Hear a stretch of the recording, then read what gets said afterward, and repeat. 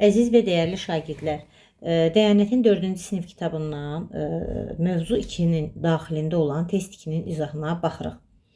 Deyir ki, bərabərliyi ödəyən ABC ədədlərini müqayisə edin. Bir şeyi yadınızda saxlayın ki, toplamalar olan zaman, əgər bizə toplama verilibsə, böyük toplananın yanında kiçik toplanan durur. Yəni burada ən kiçiyi birinci götürək B olur. Kiçik toplananın yanında böyük toplanan durur. Onda bu ortancıl olur. Bu da nə olur? Ən böyük olur. Deməli bunların içində ən böyük olur C, sonra olur A, sonra da olur Y. Yəni bunu yadda saxlayaq. Vurmada da bu şəkildədir. Böyüyün yanında kiçik dayanır, kiçiyin yanında böyük dayanır. Sonra ikincisi, deyir bərabərsin ən kiçik və ən böyük natural həllərin cəmini tapın. Biz bilirik ki, bərabərsizlik, yəni iki qat bərabərsizlikdirsə, əgər mən burada x-i tapıramsa, birinci tərəfin üzərində hansı əməliyyat aparmışamsa, məsələn 20-şini burada 2-yə vurmuşamsa, 15-i də 2-yə vurmalıyam. O zaman x yerləşəcək 44 ilə 30-un arasında. Deyir bərabərsizlik ən kiçik həlli 31-dir, ən böyük həlli də elə 44-ün özüdür. Bunları toplasaq cavab eləyəcək 75 D variantı. Növbəti sualımız 3-cü sualdır. Baxaq 3-cü suala. Deyir ki, 2345 kiçikdir A-dan. Bərabərsizliyində A-nın yerində artma sırası ilə yazıla biləcək ən kiçik 3 ardıcıl tək ədəd. 2345-dən böyük 2347 ola bilər. 49 ola bilər. Bir də 2340 daha doğrusu 51 ola bilər. Bu da olacaq bizdə C variantı. Bunların arasına vergül qoyaq. Sonra A və B-ni veribdir. Bərabərsizlikdə A-nın yerinə yazıla biləcək ən kiçik. Ən kiçik burada şagirdlər 89-dan bir vahid böyük olacaq. Yəni 45690.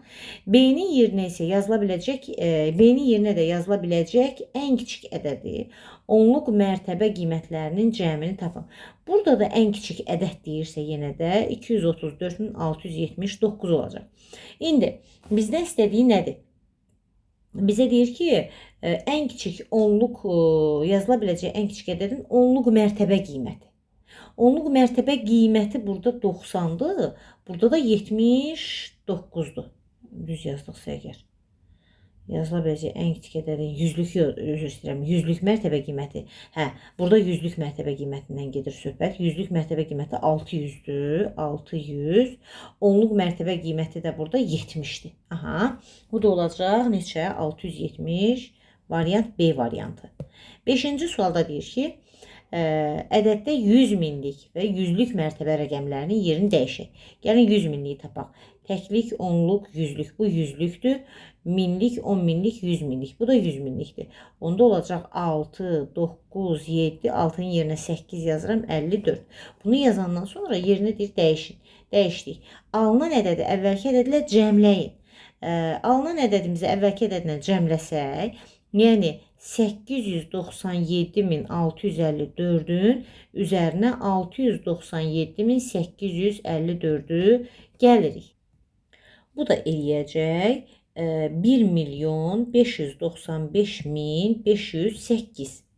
Cəmlədik. Vəssalam, elə cəmləyin deyir. Biz də cəmlədik. Başqa nə oldu bizim burada cavabımız? 1.595.508 C bəndi oldu cavabımız. Növbəti sualımız 6-cı sualdır. X Y-dən böyüdür, Y də Z-dən böyüdür. Və bu şərti ödəyən 4 rəqəmli ən böyük cüt ədəd lazımdır bizə. O zaman X olur 8, Y olur 7, Z də olur 6. Gətirək burada yerinə yazaq. Gətirib yerinə yazsaq, Y 7-dir, X 8-dir, Z 6-dır, yenə də X 8-dir. Cüt ədəddir, ən böyüdür, 4 rəqəmlidir. Bu ədədi sadəcə bizə tapın deyir, başqa heç bir şey demir, cavab olacaq C variantı. Sonra 7-ci sualda deyir, bərabərsizlikdə A-nın yerinə yazıla bilməyən ən böyük ədəd. Deməli, şagirdlər, burada yazıla bilməyən ən böyük ədəd həmişə özü olur. Yadınızda saxlayın. Əgər böyük bərabər olsaydı, özünü götürməyəcəkdik.